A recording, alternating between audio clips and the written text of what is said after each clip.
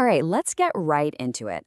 If you've been hunting for a budget laptop in Kenya, I'm willing to bet you've seen the Lenovo ThinkPad X360 Celeron pop up a lot. It's everywhere, and honestly, for good reason. It's a convertible, it has a touchscreen, and the most important part, it's really, really cheap. I mean, seriously, if your budget is under 20,000 Kenyan shillings and you want something flexible, this machine probably floods your search results. On paper, it looks like the perfect deal, especially for students or anyone watching their wallet. But hang on, before you hit that Buy Now button, there is a huge catch. The prices can seem almost too good to be true, and well, there's a reason for that. These laptops are almost always sold as refurbished or ex-UK devices. And that one little detail, it changes everything about how you should think about buying one. So first up, let's talk about the main event, the reason you're probably here, the price. Let's decode that price tag and figure out what you should actually be paying for one of these machines. The first thing you're going to notice is that the prices are all over the map.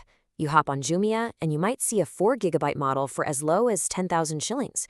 But then you'll see other listings with 8 gigs of RAM or a bigger 256GB SSD, and suddenly the price is pushing 19,000 or even more.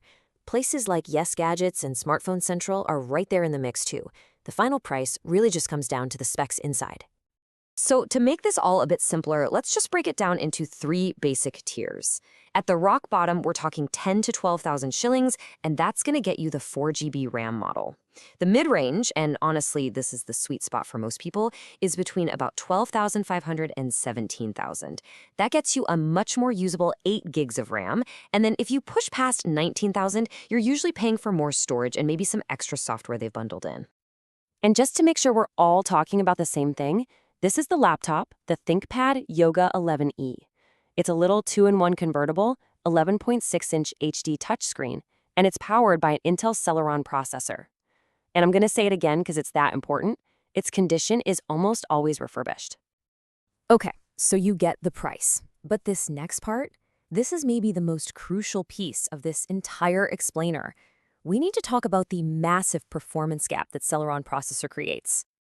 Let's be crystal clear here. There is one simple reason this laptop is so cheap. That Celeron processor is Intel's most basic, entry-level chip. It's the cheapest thing a manufacturer can put in a laptop, and that low cost comes with a huge trade-off in performance. Now, to really see what I mean, let's put it side by side with a modern but still budget-friendly Core i3. Just look at the cores. The Celeron has 2 cores and 2 threads. The Core i3 has 6 cores and 8 threads. That is a gigantic difference in how many things the computer can do at once without slowing to a crawl. And here's what that looks like in a real-world performance test. You don't have to be a tech genius to see this. The Celeron scores a 776. The Core i3, 5,768. I mean, they're not even in the same league. It's a completely different universe of speed. In fact, let's just boil all that down to one powerful number. In that test, the Core i3 is over 643% faster. That is a staggering difference that you will absolutely feel every single second you use the computer. So, what does this all mean for you? It means you have to be super realistic. This Celeron laptop is only good for the absolute basics. We're talking writing a document, checking your email, maybe having a few browser tabs open. You try to push it any harder than that, and you're just going to have a bad time. It will get slow and frustrating fast. All right, so you understand the performance limits, you get what you're in for, but hey, that price is still perfect for your simple needs. Great. If that's you, let's go over a quick checklist to make sure you buy one safely here in Kenya. Before you pull out your wallet, you gotta do these 3 things. Step 1, confirm the condition. Don't be shy, ask the seller directly, is this refurbished or ex-UK? Get a straight answer. Step 2, check that warranty. A 6-month warranty is pretty standard, and for a used device, it's absolutely non-negotiable. And step 3, compare prices offline.